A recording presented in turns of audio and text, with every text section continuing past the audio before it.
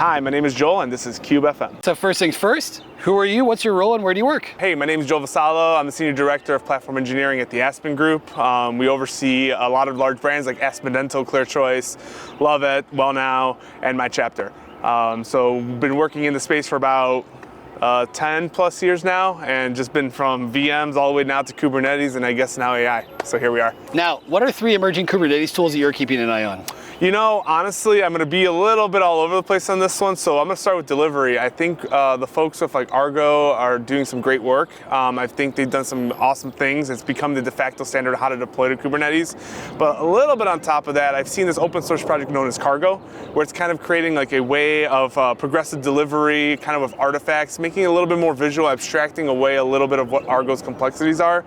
So that to me is a great, from a software delivery perspective. Another open source kind of tool, CNCF, K-Agent and also Agent Gateway. I think those 2 tools kind of have been the growing standard as to how to do agent routing, LLM routing, because really, honestly, that's kind of where a lot of us are in platform engineering now and cloud infrastructure, trying to figure out, hey, how do we route these requests? This isn't like, let's spin up an ingress and just route /foo to bar anymore, right? So we're definitely talking about how do we structure these calls and more importantly get visibility into them. I equate this a lot to when service mesh kind of came about and like Istio, we had a challenge, a bunch of microservices. Developers at the time were adding maturity and hot logs and traces. These platforms started adding, these platforms now also expose basic metrics. So when in lieu of a perfect agent or a application, you at least get some level of visibility. So us as a platform team can at least say, hey, it's not working, right? So I'm trying to think, a good third one for Kubernetes. I named 2 in the last one, so. That's okay. Two's fine. Yeah.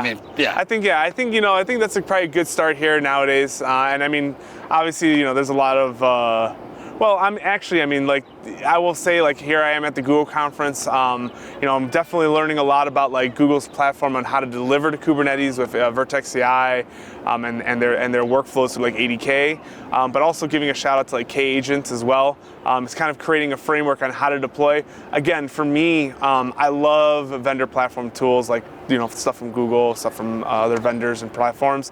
But if it's open standards and it can target where you're at, it helps you at the end of the day to figure out the right space to deploy. So to me, one of the things I like about K-Agent is all the things I mentioned, A2A and ADK and all the Google AI frameworks. It lets you develop but have a standardized way to deploy. And if you do it right, the tools I mentioned earlier, Agent Gateway and stuff, will also kind of play back into that. So those are kind of 3 tools. Again, a little bit of all over the place on the spot, but yeah, I think that's a good list. Internal platform teams often say developers should not need to know Kubernetes. Do you agree, or do teams build better systems when application engineers still understand some of the platform underneath them? I'm a little torn on this one. So one, I'll reference a quote I heard from Kelsey many years ago, Kelsey Hightower, where he was at a conference and he's like, hey engineers, who here likes YAML? And like no one raised their hand. It's like, see, DevOps people, no one cares. It's all abstraction language. So part of me is like, look, yes, you definitely need to know the house that you're building in. You have to have some expertise. You have to know what a pod is. You have to know what a crash backoff loop is, right? But at the end of the day, especially if you look at the direction of the industry, you're looking at all these AI tools, should you need to know? Or should you rather kind of come up with that platform that gives you best practices, gives you recommendations, gives you insight into it? So I'm halfway torn where I think it's wise for the platform teams, even teams to know, but it shouldn't be a requirement to understand it, right? Like if people want to learn it, come look at the platform, give me pull requests. I love free work, right? Come support the platform that we as a company or we as an organization or whatever do. But like to expect like, oh man, that she's such a great .NET developer, but she doesn't know Kubernetes. Like, like it always kind of comes at a catch-22. So in my opinion, know the platform, but don't let it be the only thing, especially with these tools. It's making it extremely easy. So empower the developer, but don't let it be the deciding factor, in my opinion. Managed Kubernetes services keep promising to remove operational burden. At what point does abstraction stop being helpful because your team can no longer explain or debug what happened in production? I think you have to give enough so kind of going back on what I said, yes, the platform should be abstracted, but the things that developers are familiar with should be accessible. right? Oftentimes I've seen like logs be locked away in platforms they don't have access to. So I think at the end of the day, logs, if a developer knows how to set up logs and metrics on their own infrastructure, on their own platforms, that same thing should be accessible in a production or a staging or whatever development environment.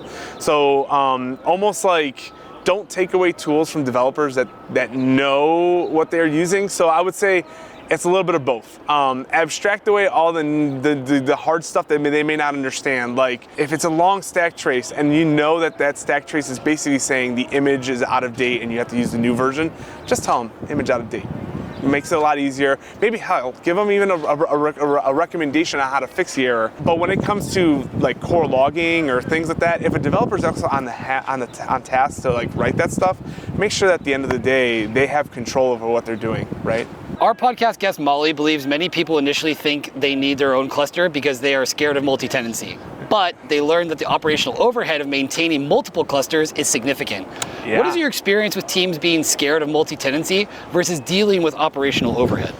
Yeah, and I still remember it was a few Cloud Next ago, and I'm not going to call anyone out, but it was I remember someone just being so proud of like managing 1,000 clusters, and I was like, 1,000 clusters? And really, like when I had to go speak afterwards to them, and they're like, why? It's like, because we don't want that multi-tenancy problem. Like we can't trust team A and team B.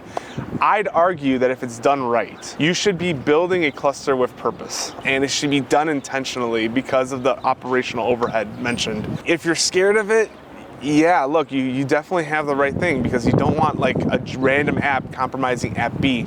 That's where I would say that you have to focus on the standards of how to get into the cluster.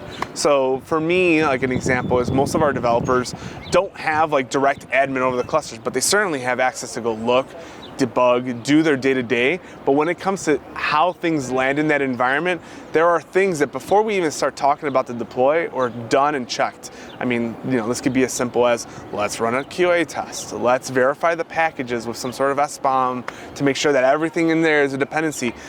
Maybe it's also coming up with a compromise. Hey, developers, you can deploy to your own namespace, but you can't expose anything without this additional step. Maybe it's a checkbox. Maybe it's an automation. Again, I'm not trying to put like an iron wall to what a developer can do, but can we come up with a perspective where developers are still productive, engineers are still productive, but we're also not managing like 20,000 clusters. I mean, it's crazy. I mean, how do you manage the IPs for that? That's crazy. Like, so there's a lot of complexity. It's not just let's give everyone a cluster. I think it's a fine line between deliberate clusters, knowing when to fragment them, and how much work you want to incur. It's before we even start talking about that. Kubernetes turned 10 years old about 2 years ago. Yeah. What can we expect in the next 10 years? Ooh, I mean, I think as a platform, Kubernetes solved one of the hardest challenges. So let's rewind the clock back 10 years ago. We were all probably making VMs, maybe still even by hand, where we didn't have things like Terraform. We didn't have things like G-Cloud and automations around it. We certainly didn't have the explosion of AI that we have nowadays. It solved running applications at scale well, and it was opinionated enough that it gave structured guidelines to teams to know how to structure their application, right? Like no more one VM is broken, but the other 5 are working, right? You had to be very deliberate on your automation to ensure that what you deployed is consistent across. So looking past that, running apps nowadays, unfortunately, is not the hardest thing in the world. I mean, we have managed offerings, like I said, from the cloud providers. I think the biggest thing is going to be now routing, service accessibility, like how do I scale past just a cluster? How do I scale to the right version of my app? More so than just like V1 and V2. I'm talking about like we're seeing model inference things. Kind of Kubernetes has an initiative right now. It's just dawning on the name of me right now with Inference Gateway, I believe it is. Sorry, we could look at that later off the tape. But I believe Inference Gateway now is definitely like showing how I can have my apps inside of Kubernetes, but routed differently. And we're not talking about a canary or an A/B test. We're talking about deliberate versions that are structured in a way like this is a very large model that can do more processing, where this is something quick and it can give you a faster response. So I think Kubernetes has to evolve into that, and it's doing a great job. I mean, I would recommend anyone who's like debating if, oh, is Kubernetes going to scale for AI, go to some of the CNCF events, the Linux Foundation, the KubeCon. It's been just a hot topic for the past 2, arguably 3 years. So I would definitely recommend, and I think to us as end users, we need to like evolve Kubernetes into that state, because at the end of the day, agents, AI apps, if you do it right, it's just a container. Maybe it's a zip file in a container, or whatever. But if you do it right, it's applications that you have to deploy.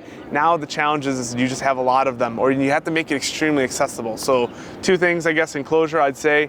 Evolving Kubernetes into AI, it's already kind of happening right now. But 2, accessibility of getting things into the cluster and faster is going to be the next thing. How do we get past like a service? How do we start talking about AI apps? How do we start talking about experimentation a little bit more natively inside the platform?